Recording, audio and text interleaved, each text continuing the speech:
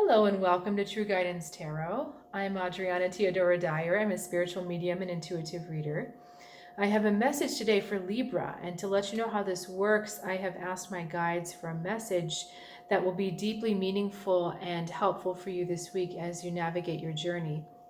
If you are new to the channel, welcome, and I strongly encourage you to subscribe to this channel to help keep you in contact consistently every week with high vibrational spiritual information from the other side and from spirit. So it can really help you to keep moving forward on your path. And if you're returning, thanks for being here. I am so grateful for your presence, and it's great to see you again. And if at any point anyone feels compelled to comment or like, I really appreciate your support for this channel. So let's go straight to your reading. Libra, this is a little bit of a tough message for me to deliver, but it's not about me, it's about you. And so I'm just going to do my best to describe what I'm feeling from the cards. So I've got the Ten of Swords for the energy around you. So something has fallen through, something is ending. I'm getting the feeling that there's a support system that you've been kind of counting on for some time that is just, it's done, it's ending, it's fallen through, as I've said. And part of you isn't willing to see that. We've got the Seven of Cups. You're thinking that, no, there's still options. No, I could still be with it. No, it could still be there. And when I look at those two cards together, I get this weird kind of cold, misty feeling, because it's kind of like you're wanting to delude yourself. You're wanting to be lost in that fog and to believe that that support system is somehow there, that it's somehow still going to keep sustaining you. And it's not obviously true, right? Because we know that it's ended, it has been cut off, but you just don't want to see that. So the rest of your reading here, we've got the Five of Pentacles, the Sun, which is awesome, the Devil, and the Wheel of Fortune. So we have all the information we need to help you make this shift. The reason why you're unwilling to accept the fact that that support system has ended is that you don't believe that you have what it takes on your own to get done what you need to do. And I believe you had the Five of Pentacles last week. It's hard for me to keep all the readings straight because I do all 12 signs every week. But I believe you had the Five of Pentacles last week, that feeling of not having enough, that not feeling worthy, sometimes feeling sorry for yourself. But I think it's this belief that you don't have enough. You feel like you don't have what it takes. And the sun shines to tell you that's not true. The sun's got your back. The sun supports you unconditionally.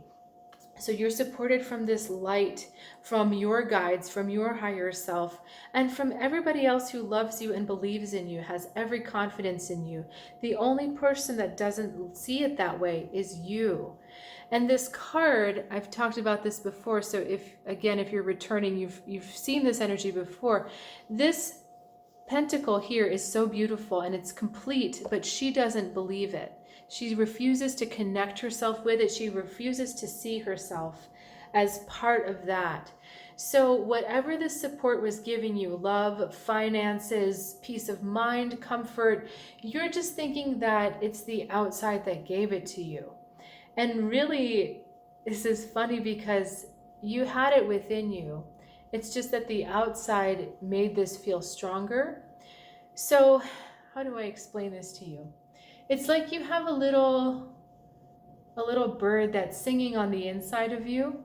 And when there are other people singing, that bird feels comfortable to come out and sing with them. But when there are no people, that bird is quiet. But it doesn't mean the bird isn't there. It's just not singing. So you had all those things, the financial support, the love, the companionship. You had all of those things. You have the element of being able to do that on your own within yourself.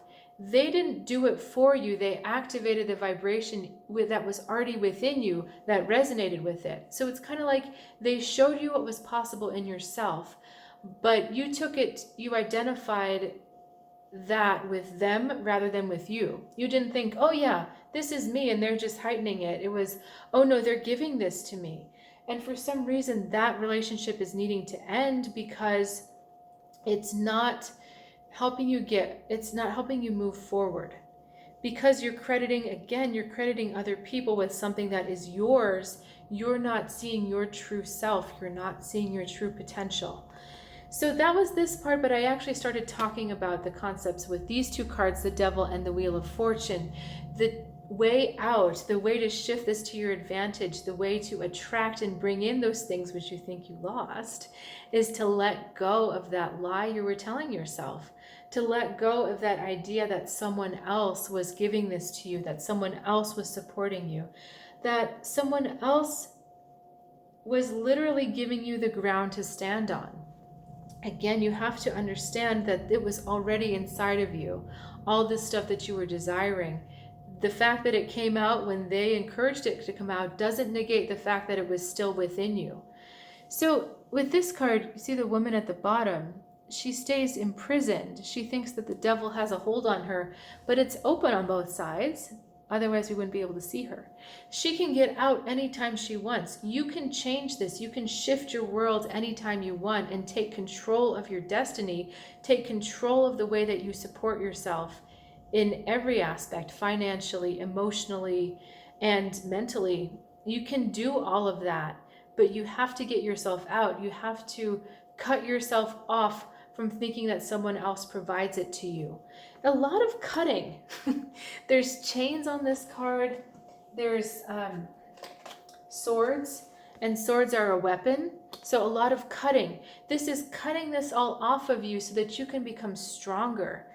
And it's really, whenever they have me draw extra cards for a sign, it's a big message, and you got extra cards.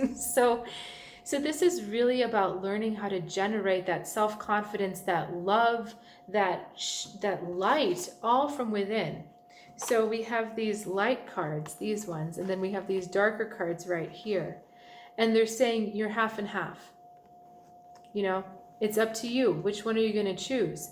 Are you going to choose to take your light? Are you going to choose your light? Or are you going to choose the darkness of the dependency, of the codependency, of the needing of support from other people, of the lack of self-confidence that you can't do it yourself? So this is all very much, we're back to Seven of Cups. This is all very much your choice. In some decks, the Seven of Cups means choices, and it's not different in this deck. It's just, it's a slightly more integrated story for you.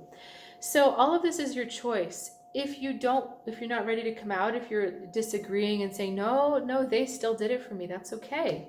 Because the universe will give you another opportunity to let that go.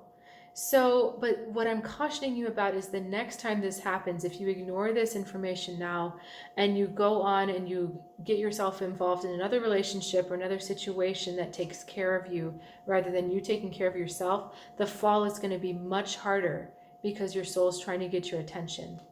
So if you've got questions about that, please let me know.